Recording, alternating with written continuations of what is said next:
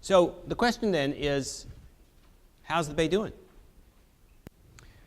Well, as I noted earlier, the bay has taken a licking, but it is still ticking, and I think that ticking is slowly returning to a healthier status. Long gone are the days when the bay was called the Big Stench, when if you walk down near the bay and Alviso silver coins in your pocket will turn brown.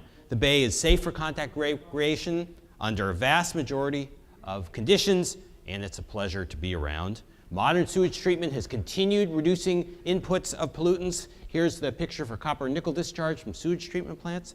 It's dropped by almost 50% since the CCMP was adopted, and the bay is now, as many of you know, no longer listed as impaired for copper and nickel. But some of our pollution problems, like the legacy of mercury pollution from gold mining, are going to take many decades to resolve, so we still can't eat fish from the bay whenever we want. And I think we should still be gravely concerned about the continued discharge of long-lived organic chemicals into the bay that have not been subject to an adequate ecological risk assessment. We may well be creating a new pollution legacy for our grandchildren. This, of course, really isn't a Bay Area problem. This is a failure of stewardship at the national level with regards to our manufacturing system. As Josh noted, filling the bay has essentially ended, and a more healthy landscape is being restored.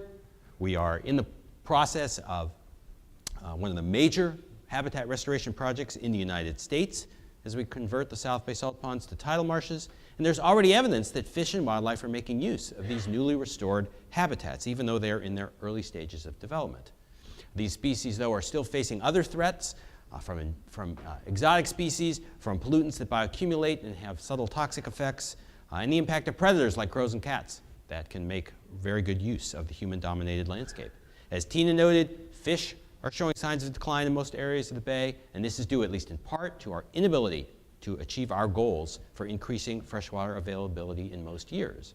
But we're continuing to work to improve things. We are working to reduce pollutant discharge, particularly now from non-point source or urban runoff sources. We're developing numeric nutrient endpoints to deal with what we anticipate to be a growing problem related to nutrients in the bay. We're restoring habitats in not just the South Bay salt ponds, but as Mayor Kwan noted, streams around the region, oyster beds, eelgrass beds, and salmon and steelhead in our local watersheds. And we're developing freshwater flow criteria. And that's good because we know climate change is coming, and that's going to influence the state of San Francisco Bay, whether by droughts influencing freshwater flows and water use, massive flooding that can alter landscapes, mobilize pollutants, and certainly by sea level rise. I think I'd like Josh's term more, but again, we are going to change the way we think about San Francisco Bay in coming decades as higher sea levels combine with more extreme storm events to increase the risks of flooding and shoreline erosion. I once heard somebody say that an estuary is almost like a state of mind. The bay is so dynamic that depending on how and when and where you look, it seems different. And I'm convinced that the future of San Francisco Bay is going to be determined by a state of mind. In particular, the state of your mind. Your commitment, your dedication, your vision. San Francisco Bay has changed a lot since these three women got involved. Their state of mind changed the bay. And even though two of them are no longer with us, their state of mind is still changing the bay today. And you can do that too. Many of you have already done so, and I encourage you to keep at it, building on the work of those who went before you to provide a foundation for those who will follow.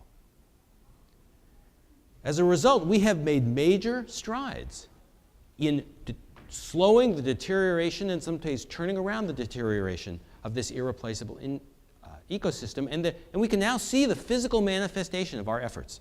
Certainly there are some long-term challenges before us, and that's why continued dedicated effort by citizens, professionals, and political leaders is going to be essential if future generations are going to enjoy the myriad benefits of a healthy and vibrant San Francisco Bay. Thank you so much for your attention this morning.